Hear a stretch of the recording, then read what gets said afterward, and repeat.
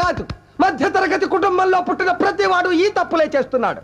ఎందుకంటే బుర్ర నిండా ఆశలు, ఇంటి నిండా కష్టాలు, పెరిగిన ధరలు, తరగని బాధలు, పాలవాడికి, నీళ్లవాడికి, రెంటుకి, కరెంటుకి, రేషన్కి, మందులకి, కూరలకి, కూతుళ్ళకి, అల్లుళ్ళకి, కొడుకులకి, చదువులకి, పండగలకి, పబ్బాలకి, శుభాలకి, అశుభాలకి, అన్నిటికీ ఖర్చు ఖర్చు ఖర్చు. తెల్లవారితే సమస్య, నోరు విప్పితే డబ్బు, అడుగు వేస్తే అప్పు. అన్నిటికీ సాకు 1వ తారీఖు. అది సర్వరోగ నివారిణి. 1వ తారీఖు అని 30 రోజులు ఎదురు చూస్తాను సార్. చివరికి అది ఇలా వచ్చి అలా వెళ్ళిపోతుంది. వరద బాధితులను ఆదుకోవడానికి హెలికాప్టర్ వచ్చి వెళ్ళిపోయినాడు. 1వ తరగతి వాడికి 2వ తరగతి, 2వ తరగతి వాడికి 3వ తరగతి, ఇలా అన్ని తరగతుల వాళ్ళకి ఎదుగుదల ఉంటుంది.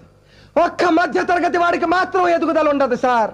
ఒక్కడు రెక్కలు ముక్కలు చేసుకుని సంపాదిస్తుంటే 10 మంది అడ్డగాడిలా కూర్చుని తినే దౌర్భాగ్య సాంప్రదాయం మారినంత వరకు మా మధ్య తరగతి కుటుంబాల కథ ఇంతే సార్.